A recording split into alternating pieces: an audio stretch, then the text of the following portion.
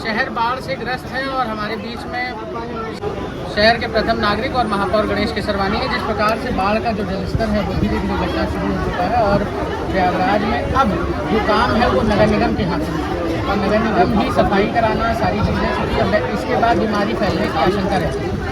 तो क्या तैयारियाँ हैं? नगर निगम लगातार बेहतर काम कर रहा है। जैसे महाकुंभ के समापन के बाद ये आम एक धारणा बनी थी कि 66 करोड़ 30 लाख लोग जिस शहर में जाएंगे वहाँ महामारी फैलेगी, लेकिन नगर निगम परिवार, हमारे सभी अधिकारी कर्मचारी, स्वच्छता मित्र, हमारे सभी माननीय पार्षद, सब लोगों ने अथक परिश्रम किया, प्रयास किया। उसका परिणाम रहा कि महाकुंभ के समापन के बाद भी किसी प्रकार की कोई असुविधा हमारे शहरवासियों को नहीं। उसी तरीके से उसी टीम भावना के तहत नगर निगम परिवार, सभी अधिकारीगण, कर्मचारीगण, हमारे सभी माननीय पार्षदगण, सब लोग अपने अपने क्षेत्रों में सक्रिय हैं। आप देख सकते हैं हमारे सभी माननीय पार्षदगण भी दौरे में साथ में हैं। हमारे अहमद अली जी, हमारे पंकज जायसवाल जी, हमारे भोला तिवारी जी, भास्कर जी और भारतीय जनता पार्टी के हमारे सभी पदाधिकारीगण, मंडल के पदाधिकारी, शक्ति केंद्र के पदाधिकारी, बूथ अध्यक्षगण, सब लोग अपने अपने क्षेत्रों में सक्रिय हैं।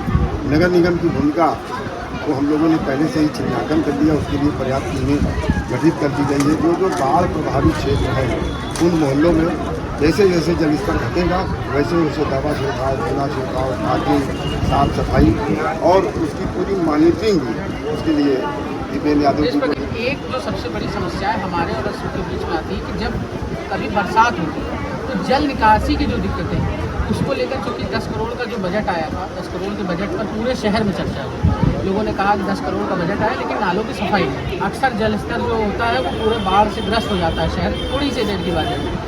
उसको लेकर अब क्या किया?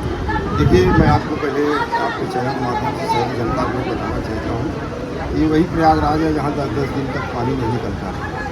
बाइकवाड़ क्षेत्र है, अल्लाहपुर क्षेत्र है, बरसात के समय वहाँ पर नावें चला करती थी, लेकिन आज एक भी ऐसा मोहल्ला अपने प्रयागराज के अंदर नहीं है जहाँ घंटे 2 घंटे के बाद कोई पानी दिखाई पड़े। ये नालों की सफाई के कारण हुआ। हमारे सभी अधिकारी, स्वच्छता मित्र और माननीय पार्षदों की सक्रियता का परिणाम है कि हम लोगों ने जो व्यवस्था बनाई थी उसका लाभ शहरवासियों को प्राप्त हुआ है। कहीं ऐसी कोई स्थिति पूरे शहर में नहीं है कि जहाँ 2-4 दिन पानी लगा हो। बरसात होगी, पानी तेज़ी में बरसेगा, आधा घंटा 1 घंटा का झड़बड़ाव, लेकिन फिर वो धीरे धीरे सारे पानी निकल जाते हैं। जो प्रतीत है, जो बताता है कि नालों की सफाई बेहतर तरीके से हुई। हम लोग लगातार उस पर इम्प्रूव कर रहे हैं। भी परसों ही मैं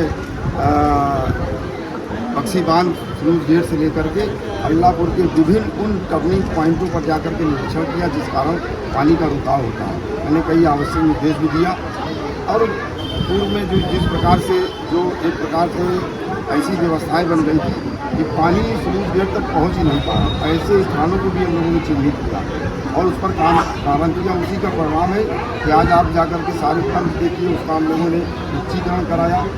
हर एक पंप जहाँ खराब है उसको बदल करके नया लगाया और सारे पंप चल रहे हैं। अगर सारे पंप नहीं चलते तो आज स्थिति शहर की कुछ और होती, लेकिन आज घंटे 2 घंटे के बाद कहीं पानी दिखाई नहीं पड़ता है, जो इस बात का द्योतक है कि प्रयागराज नगर निगम संपूर्ण परिवार ने बहुत परिश्रम के साथ महाकुंभ के अवसर पर उसका लाभ उठाते हुए हमारी सरकार ने भी महाकुंभ में खुद जैसे शहर में विकास के लिए जो धन दिया था उसका सदुपयोग करते हुए नगर निगम ने अपनी जिम्मेदारियों का बाखूबी निर्वहन किया है।